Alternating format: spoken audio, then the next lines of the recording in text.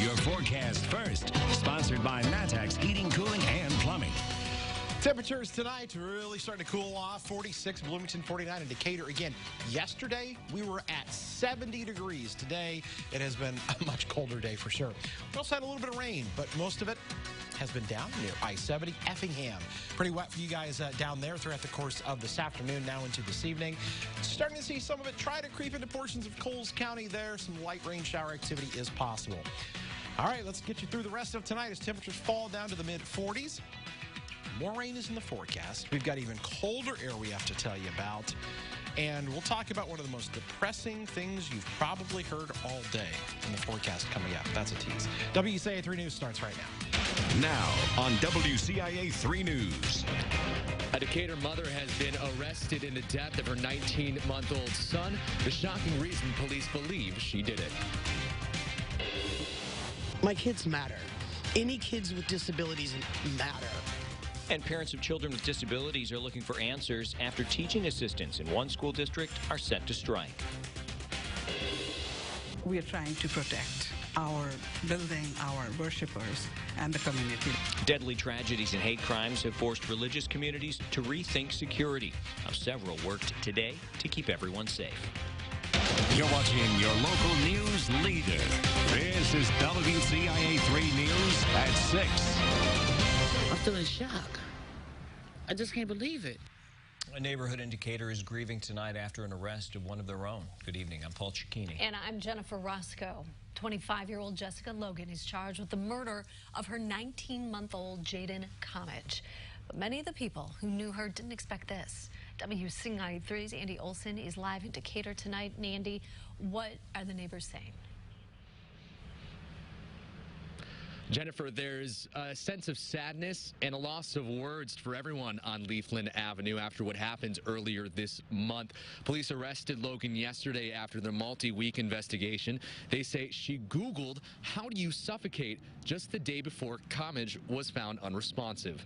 Many of the neighbors I talked to had heard the news, but didn't know it involved Logan. Patricia Walker lives right next door to the home Logan lived in. She says she can't believe this happened in her neighborhood. She's like a very good mom. And like I say, the little boy used to run to my house, ring the doorbell, ask for candy. And of course, I ask, can they have some? And if I have any, then I give it to him. And that's why I'm still sitting at the house, because I'm in shock. Logan's bail was set at $1 million in court this morning. Police are still continuing their investigation. DCFS is also looking into the case. They said in a release that they've had contact with this particular family before. For now, live in Decatur, Andy Olson, WCIA 3, your local news leader. Also, Andy, what came out today was an insurance policy. Tell us about that. Yeah, the insurance policy, it came out that in that release, that affidavit that can be found on WCIA.com, they say that Logan went to a place where she had life insurance placed on her son. She went there the same day that they had found him unresponsive. So that's one of the reasons that police listed in their affidavit for having her arrested. Yeah, why they were suspicious to try to cash in that policy. All right, thank you so much. And as Andy said, there are a lot more details from the investigation. You can find them all at WCIA.com. We have new information tonight about the 9-year-old charged with murder in Central Illinois. We now know DCFS had contact with his family more than a dozen times before a fire that killed some of them.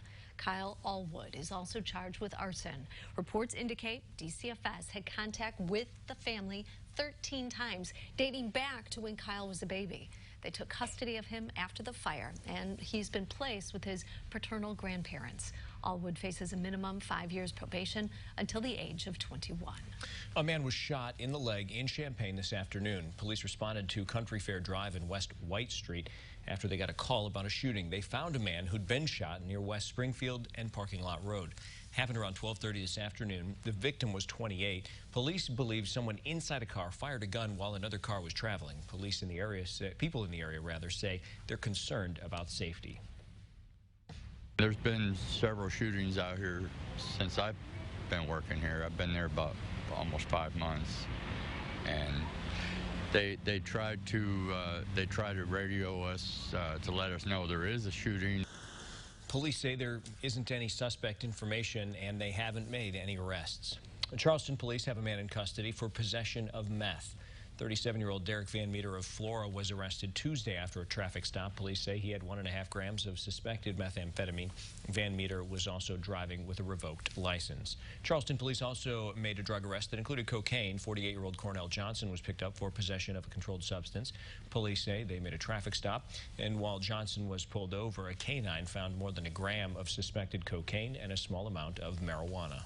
Lawmakers are returning to Springfield Monday for a veto session. One of the first things they plan to talk about is banning flavored e-cigarettes and tobacco products. Today, convenience store and vaping shop owners joined together at the Capitol. Those vaping store owners say if the ban passes, they won't be able to sell more than 90% of the items in their stores. Now, convenience stores wouldn't be hit as hard because, of course, they have other items to sell, but they still say the ban isn't the answer to keeping the products away from children. People are talking about flavors, like bubble gum and things like that appeal to kids. I think there's some definite room for regulation there. To me, that's a very sensible approach. But just to pursue an outright ban on these products, especially when all of our neighboring states have them, to us is short-sighted. And again, it would just recreate a black market. The Illinois Association of Convenience Stores says it believes kids are getting the products from the black market. Emotions are running high in Decatur after contract talks broke down. A final bargaining session between teaching assistants and the school board ended yesterday in 15 minutes. Now the union says it plans to walk. WCIA 3's Jen Lask spoke to one mother about what that means for her family. Decatur's union president says the board decided to not budge from its offer on health insurance, a sticking point for the teachers' assistants union. TAs say they're struggling to make ends meet and want a fair deal. Disappointment, total and utter shock, no respect, no respect. How can you judge what I do, and how can you determine if what I do is worthy when you don't know what I do? Heather Briggs, who has 2 teens who are nonverbal, says she supports the TAs. They depend on their TAs. They depend on the teachers' assistants.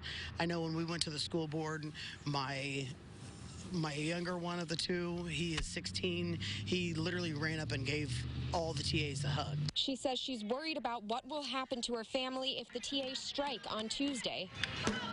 I need a plan for that. If I have to take off work, I need to know. It's not like I can just call somebody and say, hey, can you watch my kids? Briggs says as the board negotiates numbers with the union, she's scared her children are being overlooked. My kids matter. Any kids with disabilities matter.